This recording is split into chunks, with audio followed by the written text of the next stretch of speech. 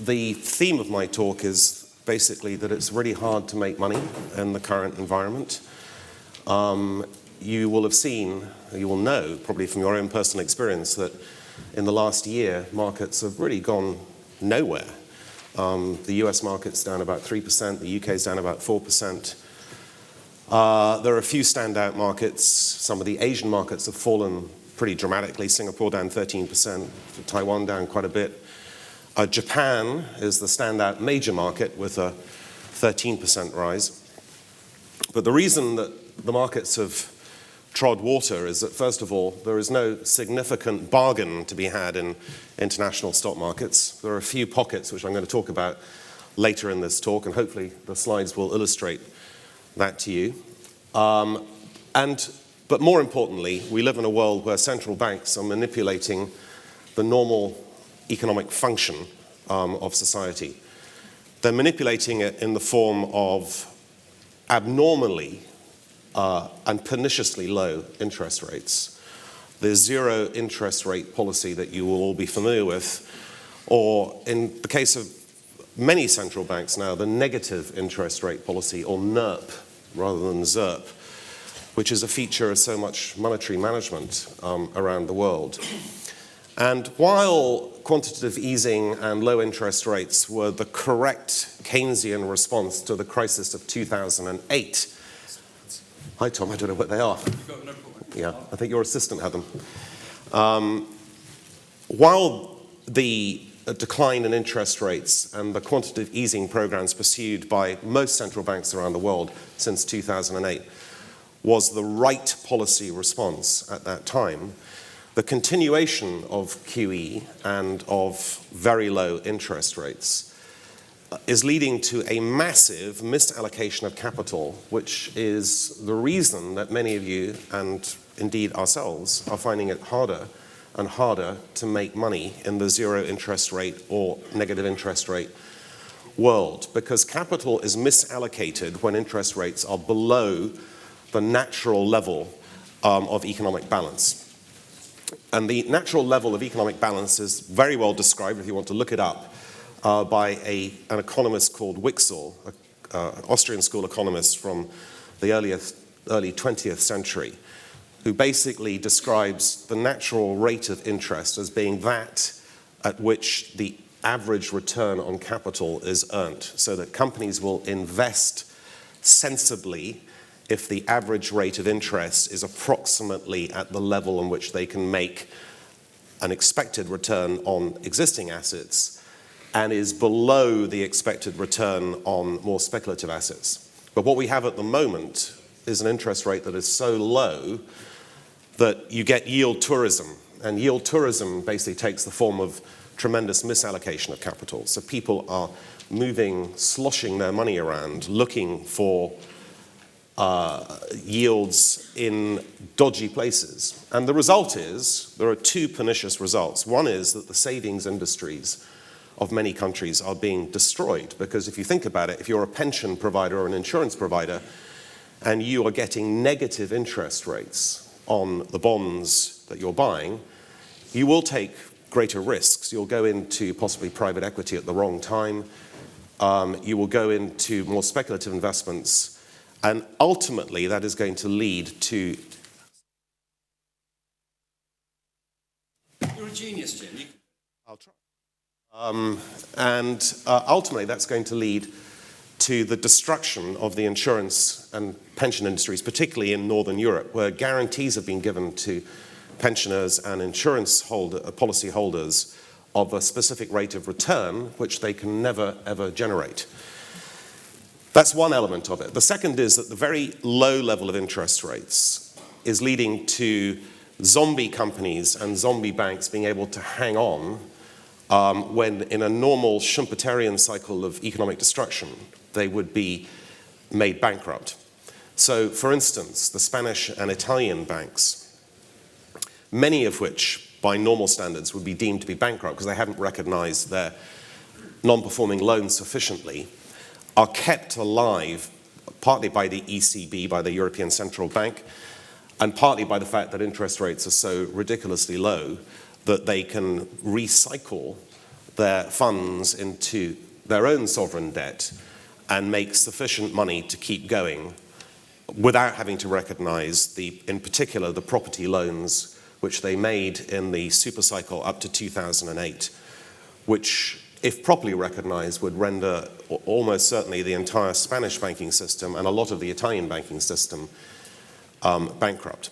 So we live in this world where central banks continue to manipulate interest rates. There is, however, change afoot, and that is that the Federal Reserve in December, and I think the date is December the 16th, will, for sure, in my opinion, start the tightening cycle in the United States. And interest rates in the US will rise initially by 0.25% and then to 0.5% and 1% and so forth.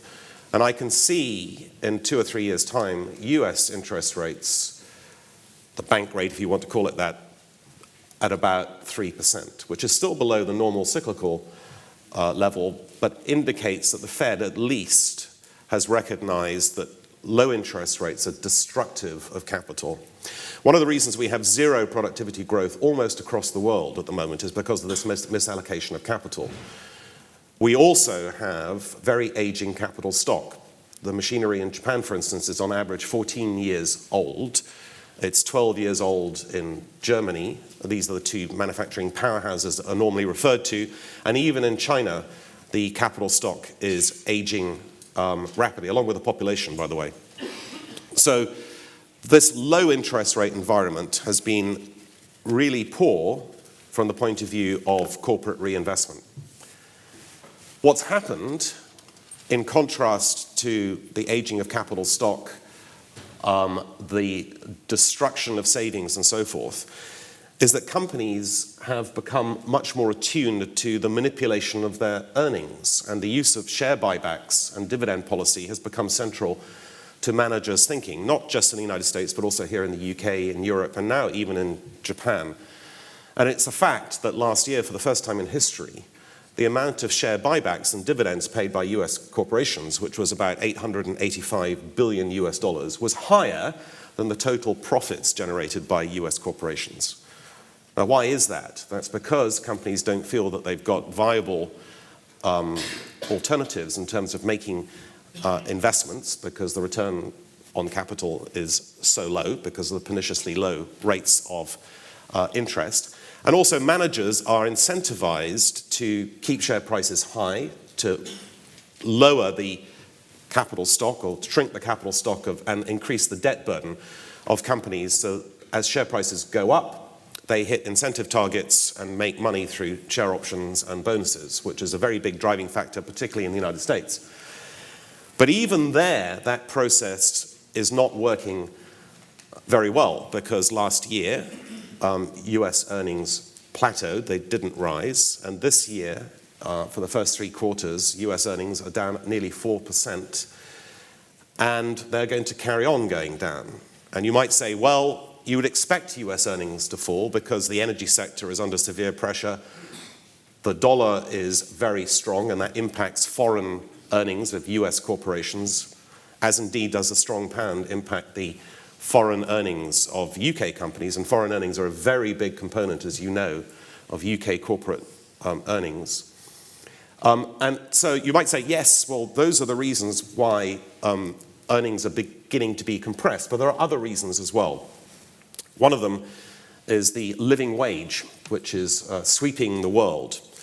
And yes, it is right that people should be paid a living wage, but in the United States, it's having a big effect on corporate earnings. So companies which are very labor-intensive, such as Walmart or McDonald's, are finding their profits under severe pressure. And Walmart's had 3 profit warnings so far this year because the wage which they pay their employees is going from $7 or $8 an hour up to potentially $15 an hour.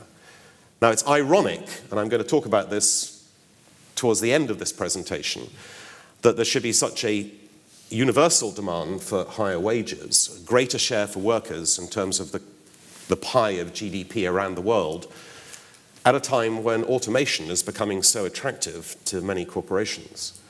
So when the workers at McDonald's go on strike or agitate for $15 an hour, what they're really doing is accelerating the pace at which their own jobs are going to be replaced by machines.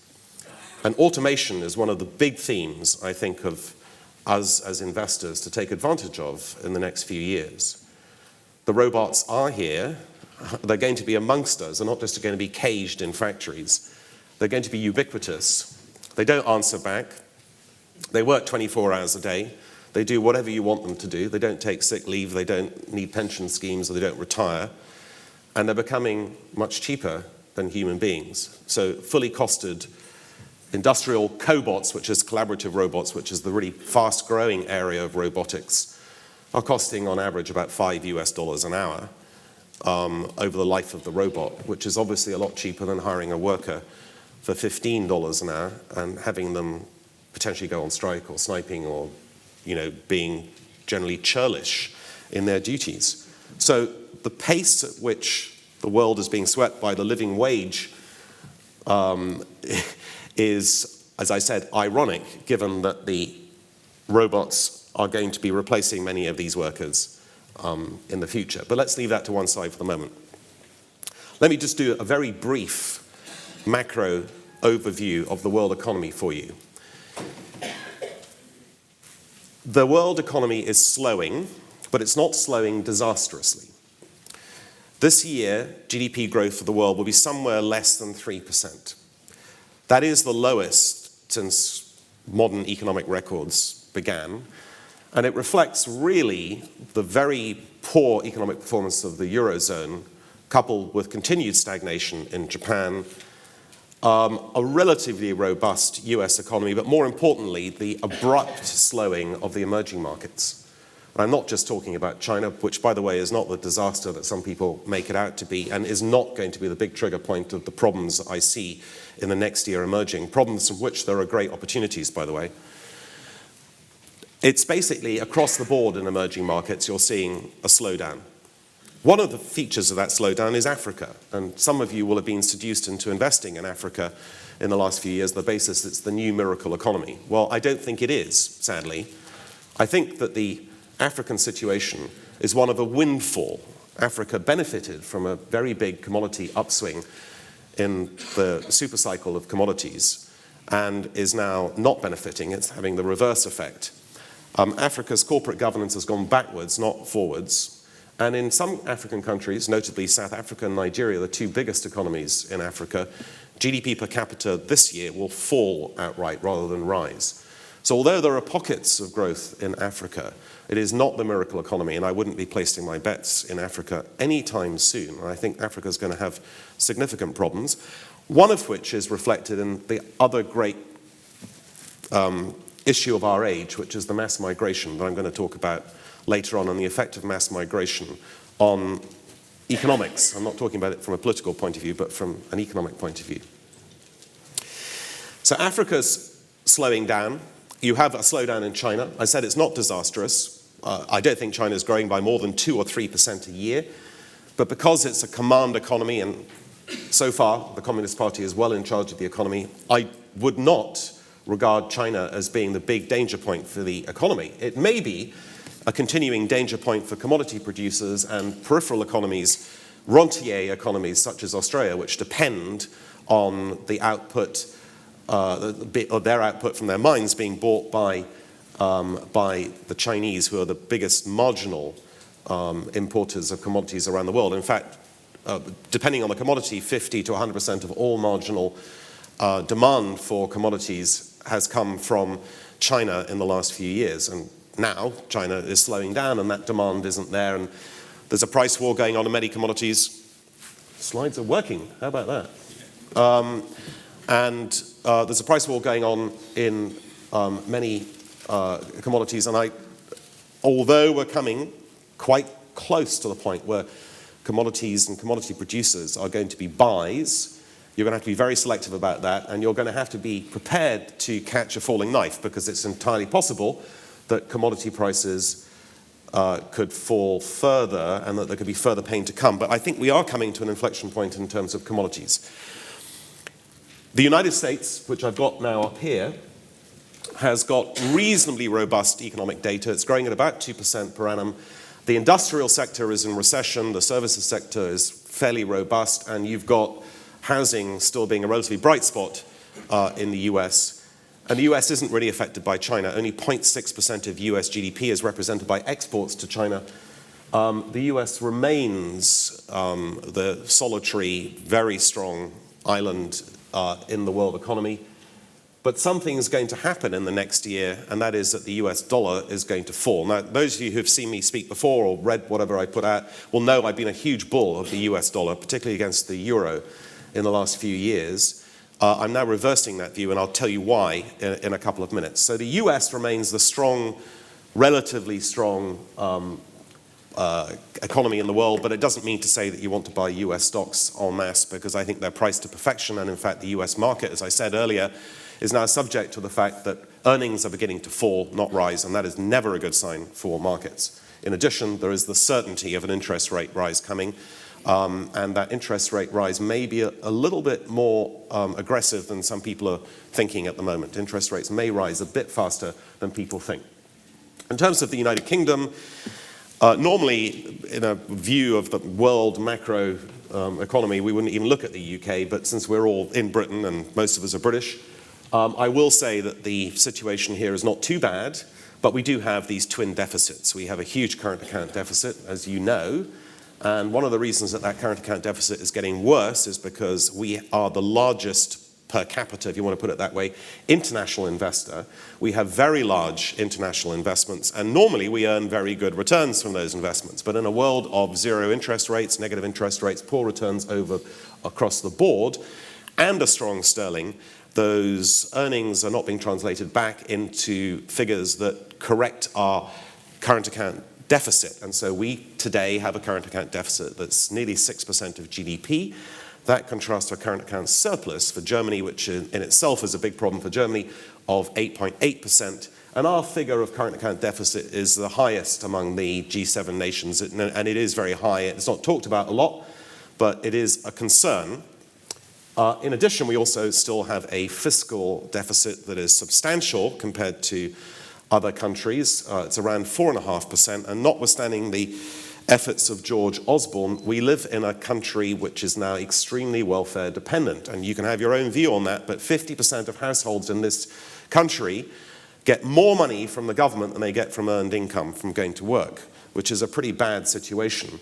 It basically means that we have to get more people into proper paid employment and less people on the welfare rolls. But at the moment, it's really hard to cut the fiscal deficit, notwithstanding the fact that interest rates are at record lows. And if I was giving George Osborne advice, which I'm not being asked to do, but if I was, I would say extend the duration of government debt, borrow as much as possible at the very long end, because this is a golden opportunity that will not be repeated, because sooner or later, gilts will come under pressure. And I think anyone who buys, generally speaking, sovereign bonds with either negative or very low interest rates is mad, or works in a pension fund or insurance company, is basically passing the parcel on to the next holder of their office. And so my advice to George Osborne is borrow as much at the long end as you can at the moment.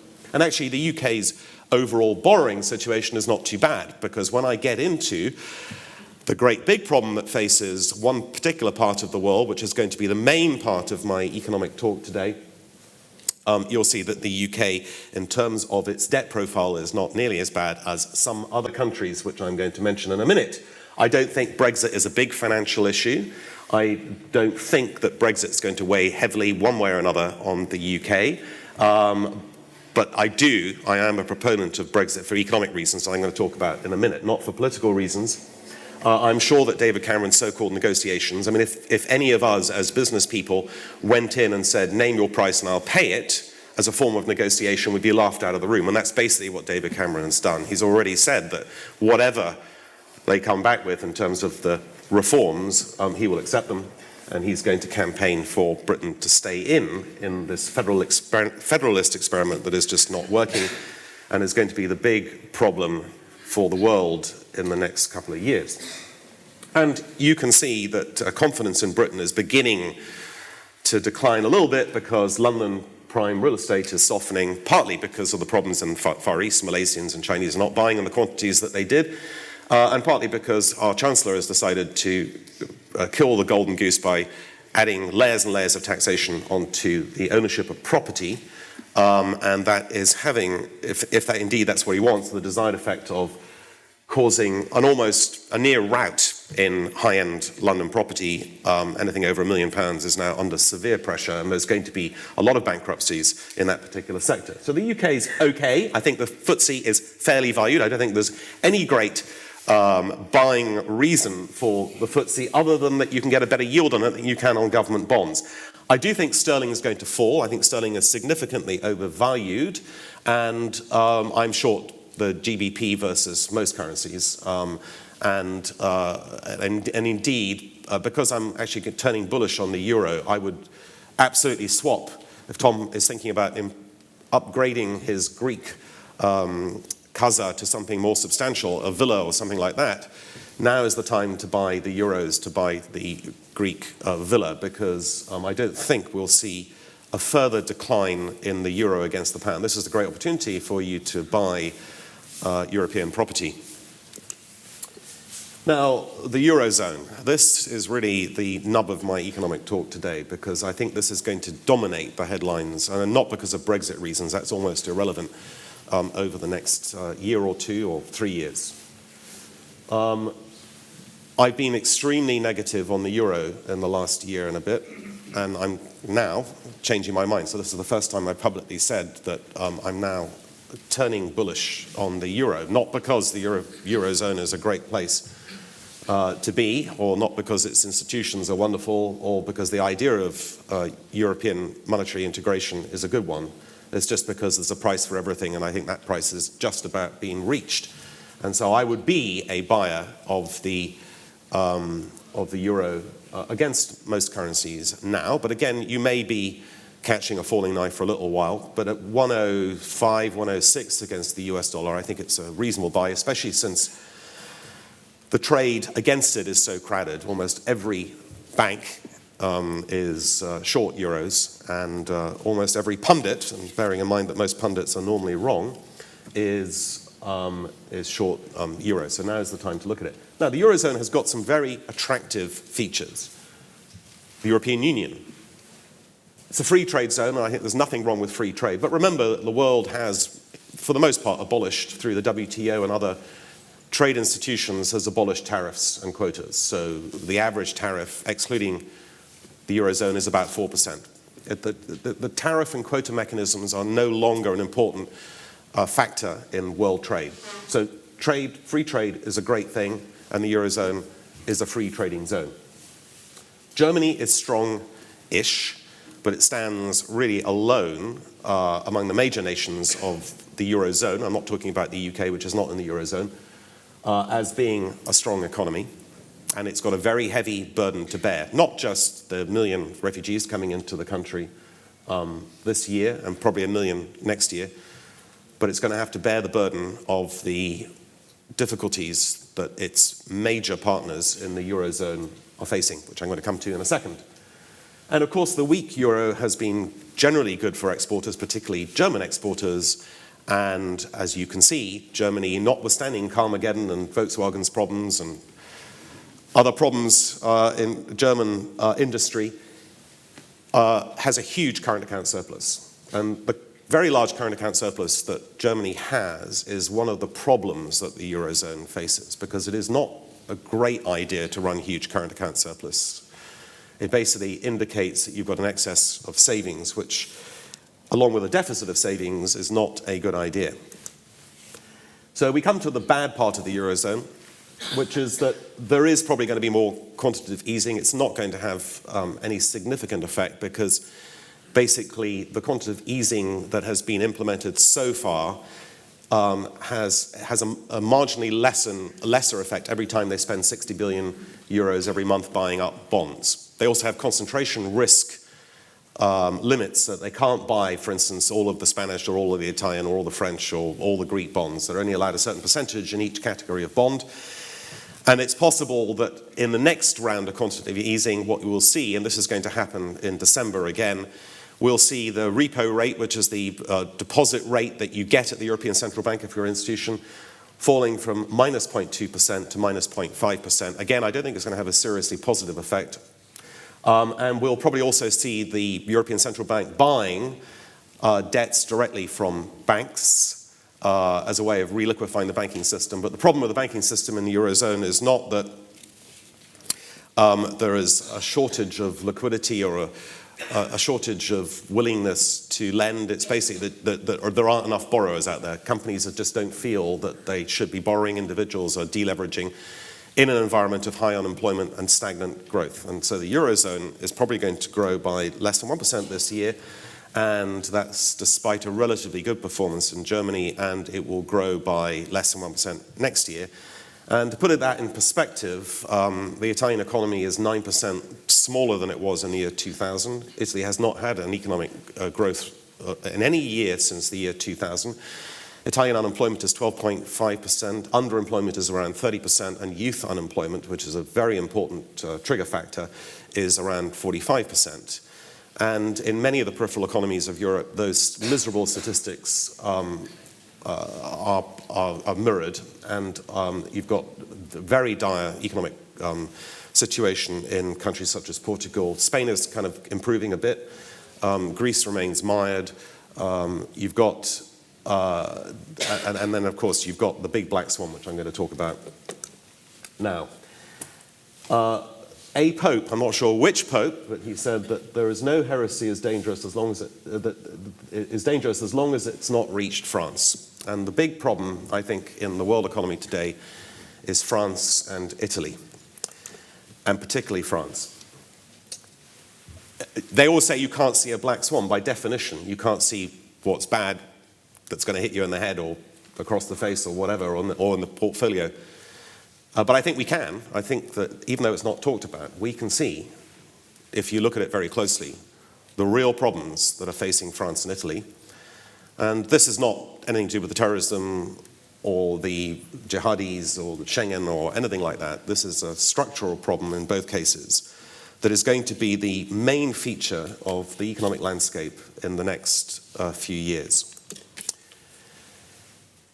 French and Italian debt is unrepayable. All right. In the case of France and Italy, a large part of their debt is owned by foreigners.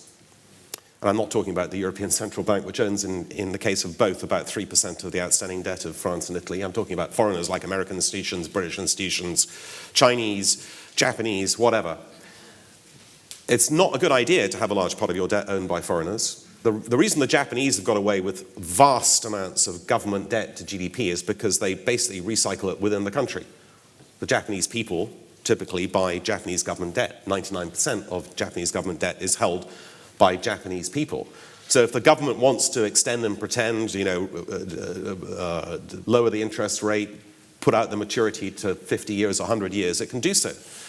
But if a large part of your debt is held by foreigners, and you're France and Italy, you've got a problem, because if the foreigners lose confidence, first of all, they won't buy more debt, and secondly, the price of that debt will fall and interest rates will rise. Now, it's not happened yet, because Mr. Draghi of the European Central Bank, he said, I'll do whatever it takes to secure the integrity of the eurozone, but he won't be able to do that because the problem in France and Italy is so large. In terms of Italian GDP, their debt represents 132% of GDP, and in France it's rising towards 100%. And those figures are rising every single year because neither economy is structurally able to grow its nominal GDP, even at a time of very, very low interest rates, to reduce the debt burden. And both economies, notwithstanding Mr. Renzi's attempts at structural reform in Italy, are unable to introduce the sufficient labor reforms and other structural reforms that would take to generate dynamism and renewed economic growth. So the debt is going to get higher and higher and higher. And one day, the holders of that debt are going to wake up, as they did in Greece 2 or 3 years ago, and say, I don't really like holding this bit of paper. Instead of it being a yield of 1%, I might push it to a 10 or 15% yield. And at that point, you have a real big problem in the European Union and in the eurozone. Because whereas Germany reluctantly could bail out almost single-handedly Greece, with its debts of around 300 billion euros, the combined debt of Italy and France is nearly 4 trillion euros. The economic size of France and Germany combined is 127% of that of Germany. And there is no way that Germany either wants to or could rescue the French and Italian situations by the monetization of their debt, by allowing, for instance, the debt to be extended in maturity or restructured or whatever. It's impossible to do it anyway under the auspices of the single currency.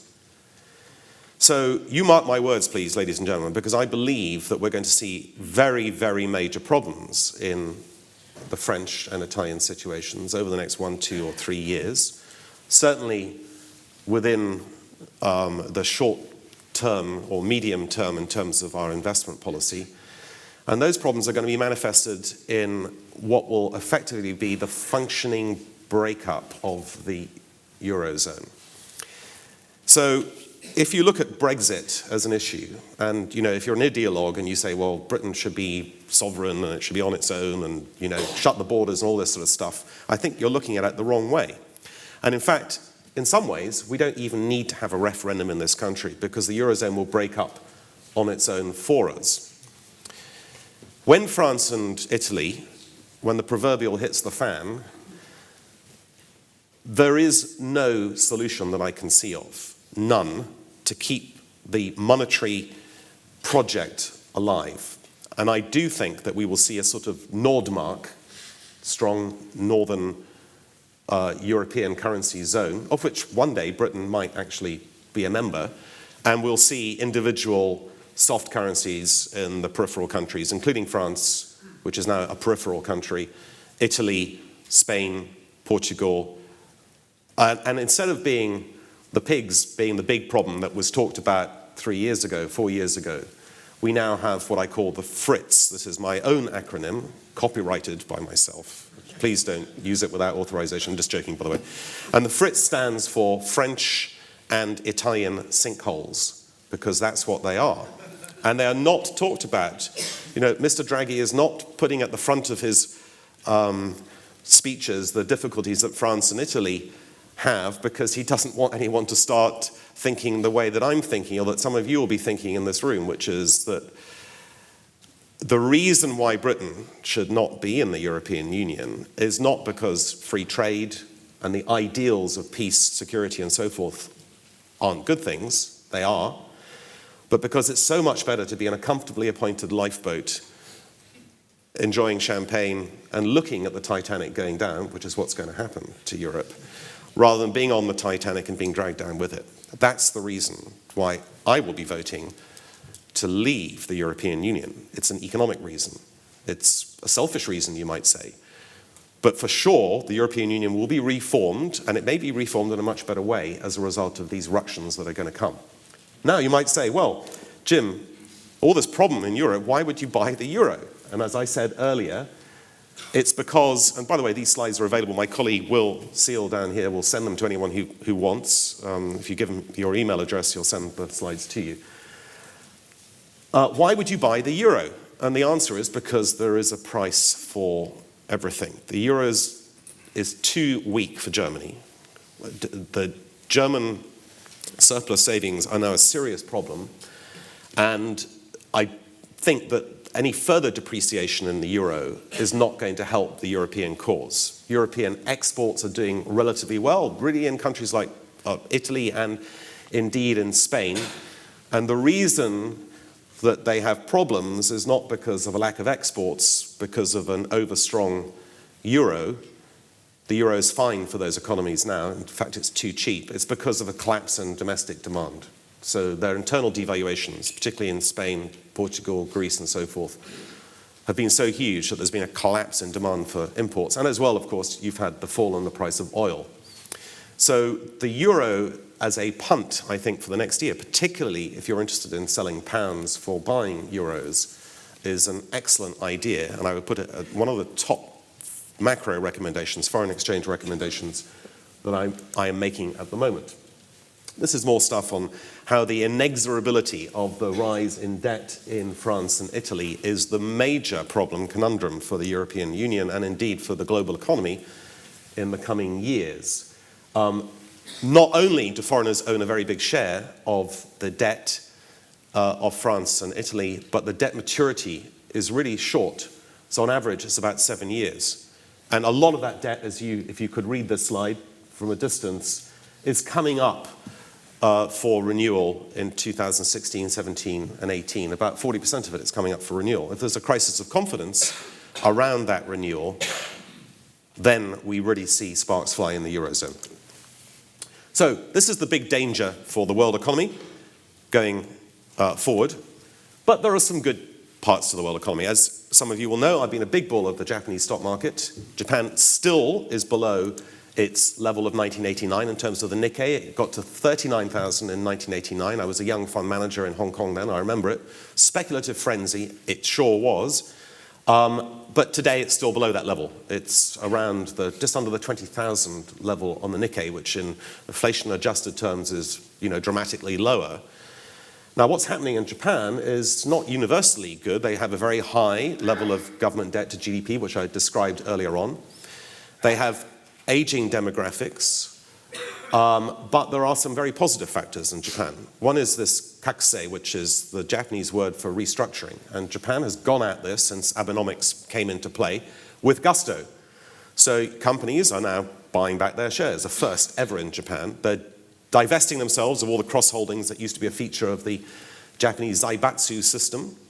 They are paying out more in terms of dividends to encourage shareholders. The corporate governance has changed dramatically in Japan in the last 2 or 3 years. And because of the weakness of the yen and because of the ferocity of their fantastic technological achievements in Japan, particularly in miniaturization, you are now seeing Japanese companies' return on assets rising to levels that are equivalent to those of the United States or of Europe or of the United Kingdom. That's a first in history.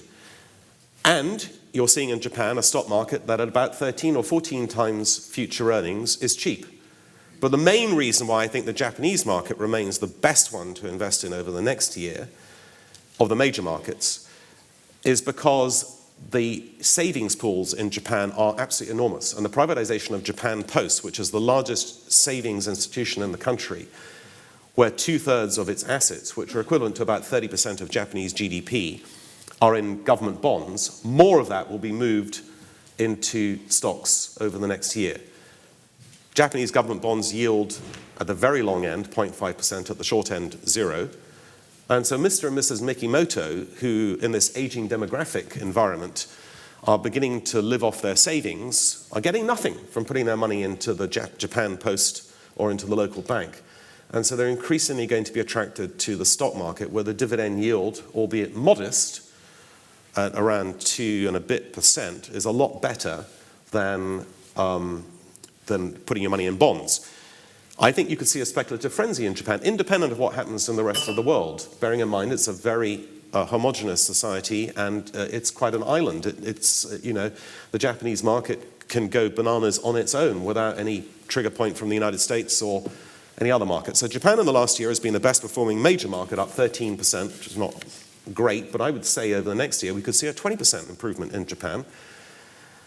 And if you want some specific ideas on the Japanese market, there are some coming up, but I would buy Mitsubishi Heavy Industries as an example, which is around 10 times earnings and has a decent dividend.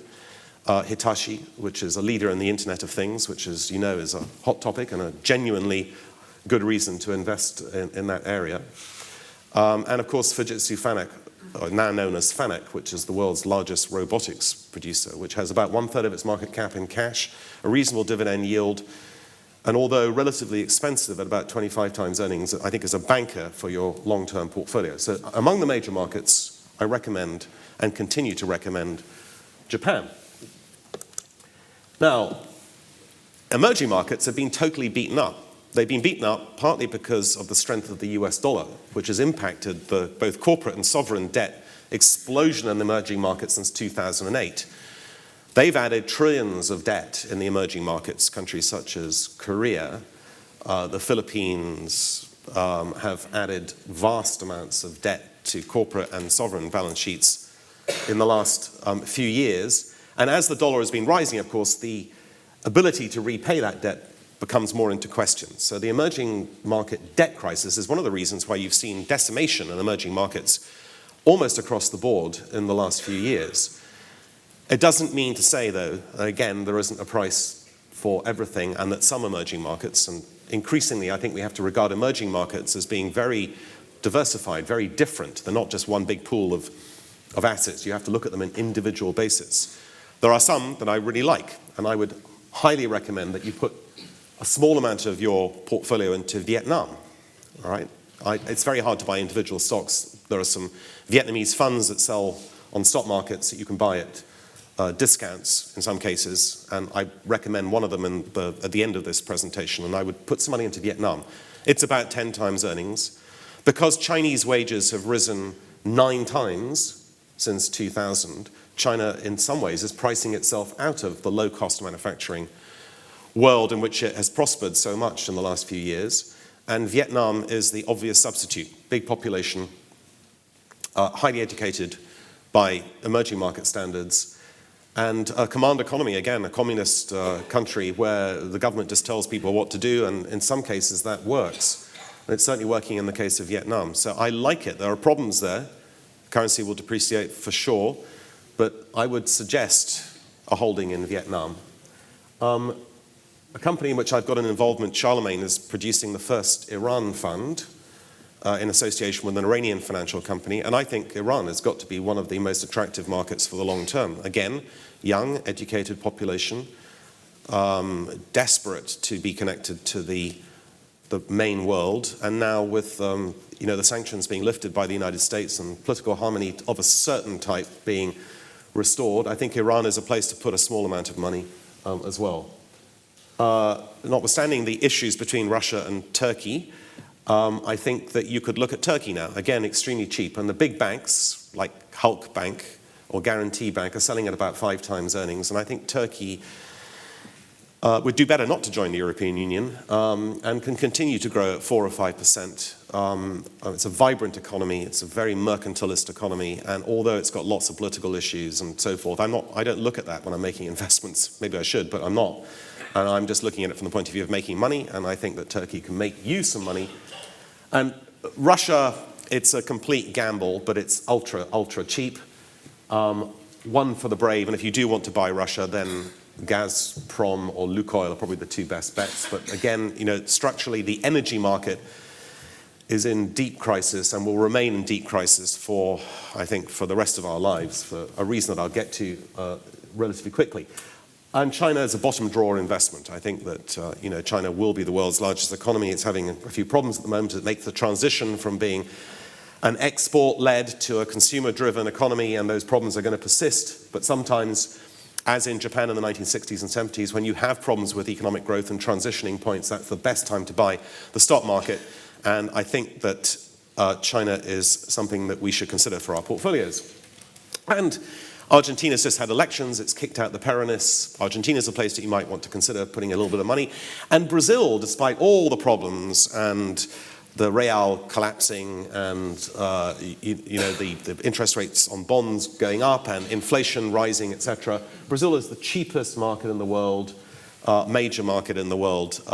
Forward PE ratio here, it's about 10 times, but it's cheap. And Brazil will once again, at some point, recover. And again, you might want to consider that. I talked about the problems in emerging markets. They are legion, but when there is crisis, there's opportunity, as the Chinese say, and their character for both is exactly the same. Let's get back to the problems of speculating. Let's get back to the problems of investing. My motto is to think long and act quickly. Thinking long, I think, is the best advice I can give anyone in investment, because if you look at the big picture, as Wellington said, we must look at the big maps. There are lots of problems in the world, but there are always in problems opportunities, and I've highlighted some of what I think are the opportunities for us here. But you have to act very quickly if you see the result of that, looking at the big map, because almost always, if you have a good investment, something that's really great, it moves much faster than you think. You can't say, oh, I like that Fujitsu Fanak or that Fanak.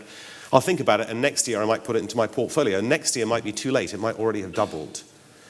So in my experience, what I find is that when I do have a good idea, I act on it very quickly. And sometimes, of course, my good ideas are not so good, and I end up with, as we all have, short-term investments that have gone into the long term, and in the long term they dwindle to oblivion, because that's what happens to short-term investments that go wrong. But I do think that you have to look, especially in a world of zero interest rates and negative interest rates, you have to really look carefully at the big picture in order to extract the small details from which we can make ideas and money fountains flow.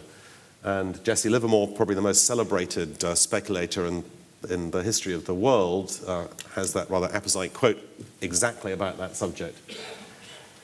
We know that people's forecasts are quite often wrong, and as Babe Ruth said, yesterday's runs don't win today's games. So whatever I'm forecasting, you have to take with a pinch of salt. But I will say that in the last year I have been very negative on the euro and very positive on the Japanese market, and those two have worked out. And I'm pretty confident today about being positive about the euro and positive about the Japanese market. And we don't need too many ideas to succeed. We don't need to know everything about every single commodity and every single market in the world. We just need a few insights to make us sufficient money to generate a positive return in an era when positive returns are far and few. But looking at some of these forecasts, you can see that listening to the chattering classes, listening to the ranters and ravers who have different opinions, and outrageous opinions, because outrageous opinions get heard, doesn't necessarily make you money. Goldman Sachs forecast relatively recently a $200 barrel of oil. Goldman Sachs is now very negative on the euro, whereas just a few months ago it was extremely positive on the euro, forecasting a 20% then rise in the euro. Now, I don't think that the gold in Goldman Sachs' name came from being particularly beneficial to its clients. So whatever they're forecasting, they might be doing the opposite of. But it is notable that among the bloopers in terms of the forecast, they feature very highly. And of course, you've got the likes of PIMCO forecasting that oil prices are going to stabilize and so forth. The oil prices are down, and they're going to be permanently down with temporary blips because of OPEC moves or shale companies going bust in the US or whatever. But the world is moving. It's moving for economic reasons and good social reasons to renewables, and it's moving very, very quickly. Renewables, in my speech next year in April, I'm going to talk almost exclusively about the opportunities in energy, which is a new area and focus for me, and in fact will be the subject of my next book. And I think there's vast opportunities for us in the transformation of energy over the next 10 or 20 years. So macro trades. Some of you may have heard my forecast earlier this year that the Swiss franc was massively overvalued. It still is. It's down 8% against the US dollar since April. I took against the Swiss franc because of the two teabag syndrome, which is that I was in a hotel in Switzerland in April, and I ordered a cup of tea, and the cup of tea was 7 Swiss francs, which at the time was about £5. And it wasn't like silver service. It was you know what you get in the continent. You get a Lipton's tea bag, and you get a cup of boiling water, and you put your tea bag in the boiling water. And so I said to the guy, "This isn't strong enough. Will you bring me another tea bag?" And he said, "Sure." So he brings me another tea bag, and he presents me with a double bill. So I have to pay for 2 cups of tea, even for the 2 tea bags. So that was £10 for a cup of insipid, shitty tea. And I thought, right, I'm against Switzerland. So I shorted. This is the analysis that I do, ladies and gentlemen, on your behalf. So I shorted the Swiss franc, and I still think Switzerland is a vastly overrated, sorry if there are any Swiss people here, and overpriced country. And you can short the Swiss franc till the cows go home. You can use option strategies. You can short it against whatever you want. But I think it's a great and remaining good trade. And as I said earlier, I think you can short the British pound. The US dollar now, you'd think that when interest rates go up in the US that the dollar would go up. Actually, in every single case, going back as far as I can see, every time the Fed raises rates, the dollar falls by on average 6%.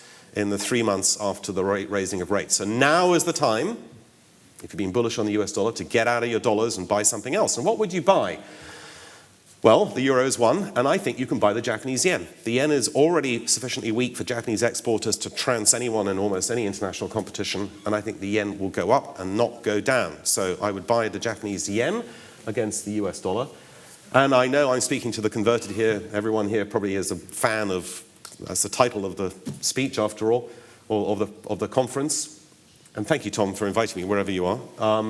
And gold and silver, down 10% each in the case in the last year, are absolutely buys in this uncertain world, particularly with the eurozone ructions that are going to come. Buy gold and silver. And I would buy the Canadian dollar, all right? I'm still negative on the Australian dollar, but I would buy the Canadian dollar. It's undervalued against the US. And if you want a sort of more exotic trade, then buy the Canadian dollar. So, and a very brief anecdote on Switzerland, since I'm so down on them, right? This postcard was posted 50 years ago, all right? This is true, all right? And it was delivered a few weeks ago, all right, to, presumably the person it was posted to originally was dead, but to their sons and heirs. And it was 1.3 kilometers away when it was posted to the address that it was supposed to go to. And it had a 10 centime stamp on it. Now, it being Switzerland, right, today the price of the stamp is 1 Swiss franc, so 10 times the price. Do you know what the post office did? They charged them, even though it's 50 years late, they charged them the 90 centimes to receive the stamp. So another reason to short the Swiss. Now I'm going to canter through this. Some of you will have bought this or possibly been given it or whatever. And we've got a few copies to give away. And if anyone wants to give Will a forecast for the price of gold for the next year, whatever is the most outrageous forecast will receive a free copy of this book. We've got 5 to give away. And next year, a magnum of the finest champagne will be given to whoever forecasts the price of gold to the nearest whatever. And the nearest forecaster will get a magnum of champagne from me. This book is about future trends. Now, notwithstanding all the problems in the world, we live in an age of absolutely remarkable technological change. And I'm going to canter through this because I think some of you will have heard this before. We are in a period of fantastic excitement, and everything is being disrupted. One of the main features of that is in the life sciences. And I've been spending the last few years dealing with bioscience matters. I'm very, very interested in that area. It is a fact that the first person alive to 150 years old is alive today. And it's a fact that we are now, because of medical progress, able to keep people alive to 120, 125, which in the past was regarded as the very upper limit of human lifespan. You will have, in 10 years' time, nearly 1 million centenarians living in Japan, as an example. In this country, 300,000 centenarians will be alive. And that's notwithstanding all the shit that we put into our bodies, the lifestyle issues that we subject our bodies to, resulting in inflammatory disease such as, for instance, type 2 diabetes, rheumatoid arthritis, and so forth, Crohn's disease. And it's notwithstanding the obesity epidemic in this country and other countries around the world. People are living longer. It's going to have massive implications for everything, public policy, who looks after the old people, the working lives. There will be very few people who will be able to retire before 75 or 80 within a relatively few years.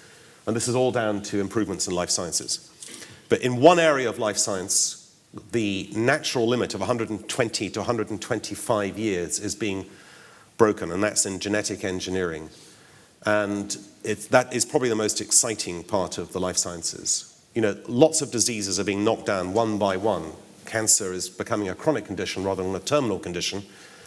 Cardiac deaths are declining dramatically because of anti-cholesterol drugs, ACE inhibitors, and much better cardiac care. But there is still that barrier of 120 to 125 years in terms of our potential and actual lifespans. And it's genetic engineering that's going to change that. So just to give you one example, we have within us things called senescent cells. Senescence is basically cells that go quiet. They don't die from apoptosis, which is what most cells do after their cycle of division. So most cells, on average, they changes depending on the part of the body, will divide 50 times and then, in some cases, go senescent. And those senescent cells are believed, this has all happened because of the sequencing of the human genome and the dramatic improvement in computing power in the last few years, are believed to be pro-inflammatory and to cause a metabolic disease. So there is a new class of drugs being developed called senescyclics, which will kill senescent cells and expect to see a dramatic improvement in what they call health span. Health span is a sort of combination of being well while you're getting older and also living longer. It's a new sort of faddish word, but it's a good word. And the mice, the animal models that have been used in these senescyclics show that the average life of a mouse, admittedly, mouse technology doesn't always translate into human technology, but it's a pretty good indication of it, is doubled. And so watch out for that. Watch out for genetic engineering in all its manifest forms. MicroRNAs, short interfering RNAs, CRISPR technology, I'm sure you've heard of. This is going to be the most amazing aspect of medical science in coming years. It's not going to be about so much pharmaceuticals, it's going to be more about in-body genetic engineering, or indeed preconception genetic engineering.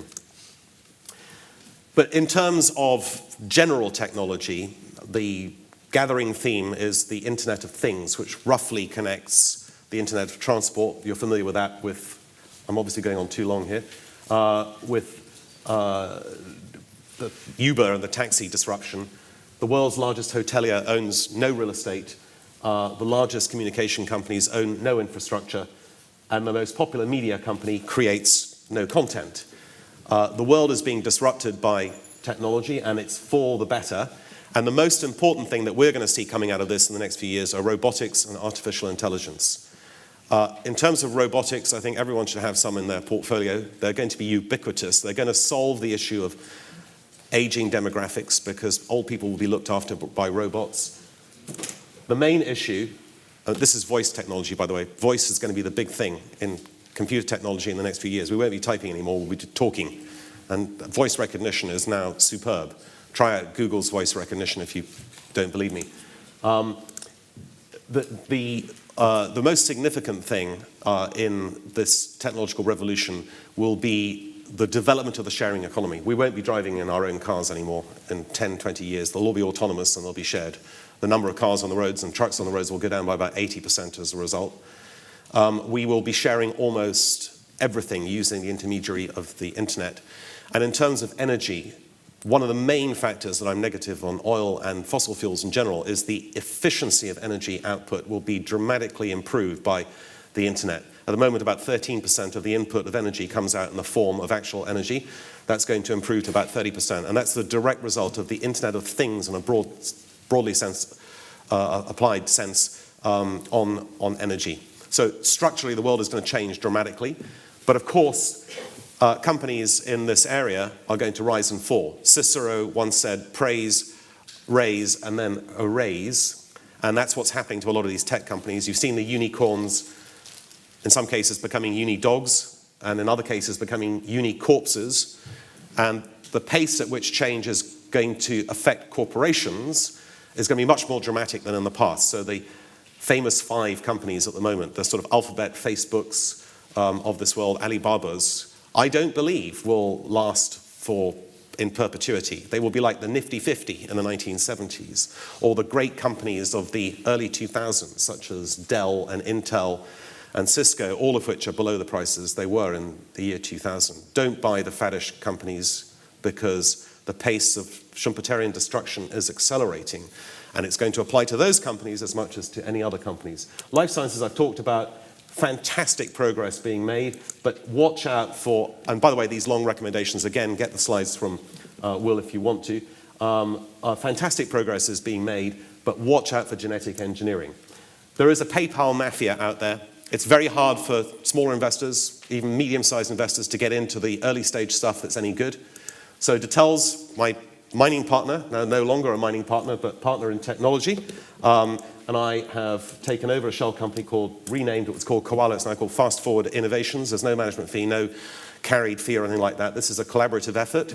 You might want to have a look at it. And it's investing in not just US, but principally US companies, sourced by a guy called Lorne Abney, who's got a fantastic CV, on an equal basis the way that we invest in them. And it's a way in which smaller investors can participate in the stuff that is commonly only available to the PayPal mafia and only made public when they judge the valuations to be fruity enough, for instance, in the valuation or the flotation of Twitter and so forth. What's going to happen to the jobs? Well, as I said earlier on, if enough people ask for the living wage, they will be put out of a job. And this is McDonald's in the future, it will be automated. This is a robotic kitchen that we visited last week, very exciting. And lastly, I do believe that all of us should think out of the box, think like Wellington, dream more than others think, all right, and risk more than they deem safe, but do diversify. Don't put all your eggs in any one specific basket. Ladies and gentlemen, thank you very much, Tom. Thank you for having me. Don't go. I don't have one question. Okay, one question. Right. Okay, I was just going to show that I'm an early investor. I was going to get out my Greek account bank passbook. Jim said when I opened a Greek bank account, they should build a statue in my honour because everyone else was taking their money out. So there you are, 10 euros in there, early investor. Are you giving it to me? No. Oh, right, okay. Thank you very much. Just one little question. Isn't Europe doomed because of demographics? Certainly Southern Europe. The only people moving to Southern Europe are either Syrian refugees, old farts like you or me, and the young people are all moving to London and New York. Isn't that a long-term killer for Europe, Southern Europe? Yes. Yes. Oh, that's an easy answer. But there are short-term killers before that. So thanks very much, Tom. Lovely to see you. Thanks, man.